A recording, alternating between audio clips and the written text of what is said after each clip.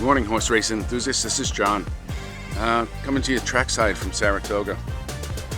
You'll see some horses training. This is the morning of the Travers, 27th of August. This is the big race day of the season, and there's an excitement in the air that's like we just went through where people line up at the gates, and at 7 they just open the gates and people run and find their spot. And I'm going to try to give you some sense of the picnic table area and that kind of thing today.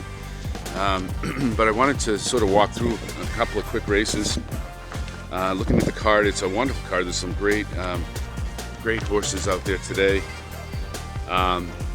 There's really special horses that are running today, and these are like once in a lifetime kind of horses that I think are very special. So what we'll do is I'll go through a couple of them. I think it looks very formful today. I hate to say that, but so I think what the strategy needs to be, instead of like an individual race hit, because I don't think you're going to get the odds, it makes it a little bit more complicated. But I think what we have to have is a multi-race wager, and I kind of identified a couple.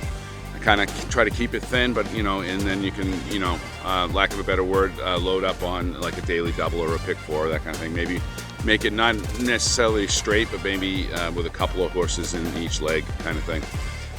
So why don't I do this? Why don't I start with my first daily double of the day, which is race 4. Race 4 is a grade 2 Boston Spa race, right? It's 1.5 miles, 1 in the 16th, sorry, on the turf. Really looking at here that I think that this is going to end up being a speed race. I think technical analysis, the number 5 is the horse to beat. I think she's going to get out, and I think she's going to just take it right from the get-go. We've seen a lot of horses do that, and her ratios at Saratoga in particular are really special. I'm going to let the horse walk by here, and you can see that. There we go. So I think I like the 5 in the 4th race, and in the 5th race, which is the Forgo, grade 1 Forgo. I like another favorite here, which is Jackie's Warrior. Jackie's Warrior. This is one of those horses I was just saying. It's just a stud of a horse. Just all he does is win. It's colt, and so I think the first pick of the day, right? This is really. I'm going to do something like a $10 daily double. Maybe. Yeah, that's about right. A daily double. Beginning in the 4th race. So the 4th race, I'll have the 5, and the 5th race, the 3. So daily double, 5-3, beginning in the 4th race.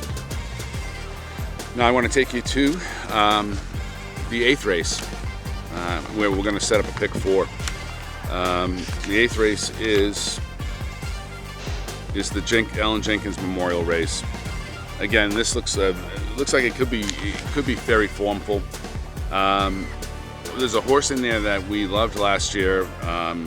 Looked like it was a young juvenile last year that was going to end up being on the Derby Trail. Got hurt, didn't perform so well in the Breeders' Cup. It's just a classy horse. Ran on Derby Day, Kentucky Derby Day, but didn't have enough points for the Derby. But ran really well in the, I think it was the Pat Day Mile on Churchill on Derby Day. At any rate, I take the 6 Jack Christopher in the 8th race.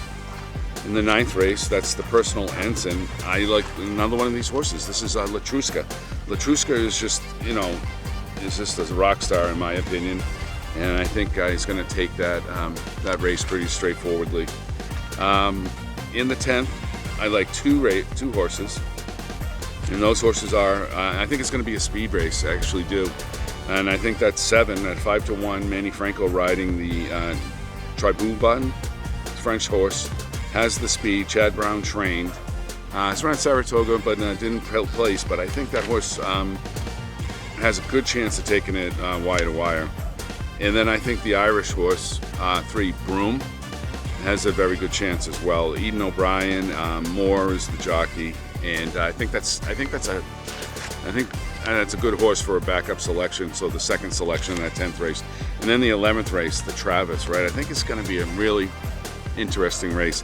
I think what you're going to see is Cyberknife, and you're going to see early voting going out and competing for the lead spot, right? And I think they're going to, in essence, add a lot of pace to the race. I think they're going to wear each other out is what I think they'll do. And then, Epicenter's had this new style of running where he's getting out and he's rating and then he's closing. And it's great to see a horse like improve its style and its strategy and form. And he's a well-rounded horse, so it's going to be really hard to beat. So I think Epicenter's going to take it. But I also, if these two, meaning Cyberknife and Early Voting, getting into a speed duel, it opens it up for the closers, and then you're looking at a Rick Strike thing. So I really think Epicenter shouldn't get involved in the speed duel.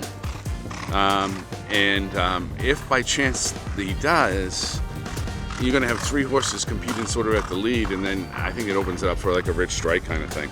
So my general picks for that race are 6 Epicenter, 2 Rich Strike, 1 Cyberknife, and then I think I'd finish it off with the 8 Zandon closing.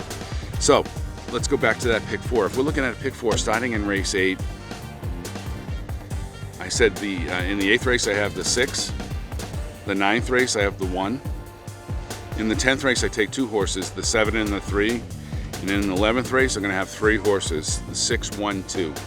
So I hope that helps. I hope that you have a good chance to sort of take a look at some of this video. I'm going to leave it running for a little bit, maybe a couple of minutes in silence, and you got to get a sense of what the track looks like, and maybe we'll see some horses train.